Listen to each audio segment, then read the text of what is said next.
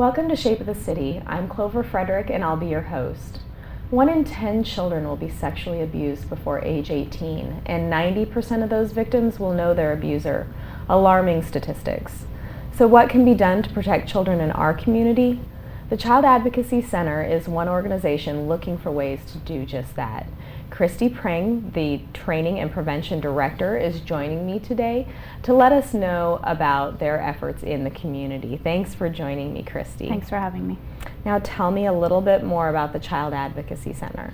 At the Child Advocacy Center, we are a safe, child-friendly environment for children, youth, and non-offending caregivers where there's been an allegation of abuse or neglect. And primarily what we see is sexual abuse.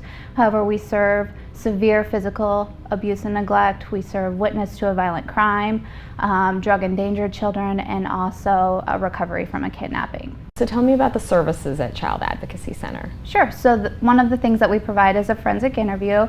The child comes in and is interviewed with the hopes that they will not have to retell their story, which will hopefully reduce the trauma. Kind of the heart of what I feel we do is the advocate role, and that really is from day one our advocates are providing support, whether that's resources, really helping them through the process, kind of navigate through the system. We provide on-site medical, we provide on-site therapy, and then we do a little bit of training. Okay, very good. Now, who are some of Child Advocacy Center's partners in the community? Sure. We partner closely with Health and Human Services, and we partner locally with the local law enforcement, including LPD, Families Crimes Unit, and then we also partner with the Sheriff's Office. Now, tell me what the Child Advocacy Center's role is in preventing child abuse. Sure. So currently right now we are using Darkness to Light Stewards of Children Prevention Program, and so that's focused specifically on child sexual abuse, and so really geared towards any adult in the community. We're getting a lot of school guidance counselors, which is great.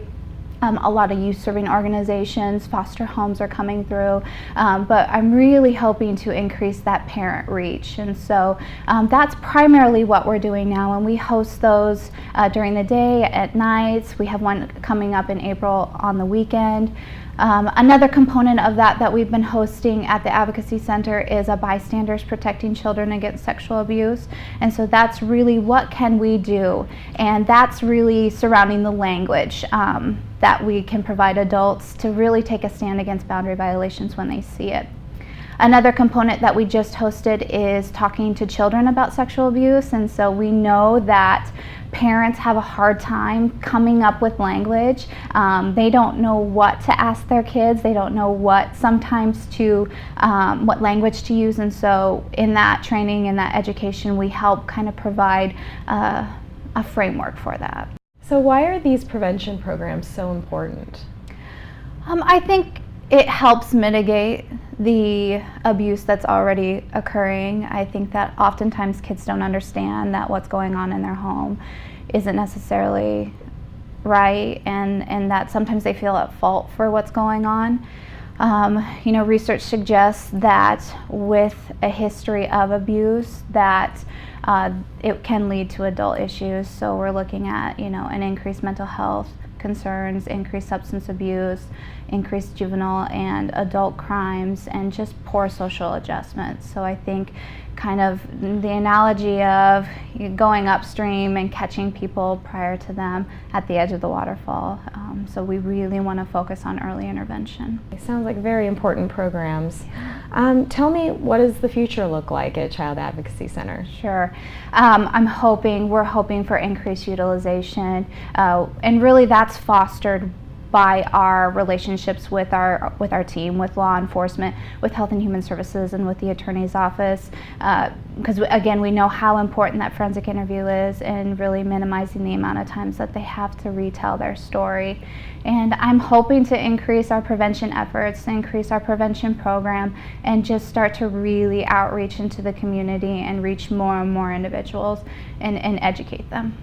So tell me about some upcoming events you have. Sure. Well, one of our biggest one that we've been working on for several months is the Stand Up for Kids Carnival, and really that's a prevention event focused towards families, and so we are providing food, games, dog agility will be pretty fun, but kind of also a part of that now this year will be prevention efforts, and so we'll be hosting little mini series of that sexual abuse prevention program, so parents can come in and we will provide childcare for them. It's really 15 minutes long, so they can get an introduction into the curriculum. We also are hosting Jenna Quinn out of Texas, who is an ambassador for essentially Jennas Law, and that puts child abuse and neglect prevention efforts into schools, along with sexual abuse prevention education into schools. And so we're hosting her. She's going to do a program piece, really highlighting and empowering, I think, people to move, to stand up and start talking about sexual abuse. She's also going to be part of, and we're going to be hosting a panel, which is going to be, I think, just phenomenal. And what we're going to be doing is 4 survivors are going to come and talk. It's called Becoming a Voice for the Voiceless, which is Jenna's sort of slogan, and they are going to talk and really move, hopefully, participants to, again, take a stand and become more involved in the community. That's great. How can somebody in the community make a difference? Sure. I think that getting involved with your local organizations such as ours, hosting and attending these events, I think educating themselves and their children on abuse neglect. I think knowing the mandatory report law is critical, knowing that all adults in the state are mandated reporters. And then I think a critical component of that is breaking the no talk rule.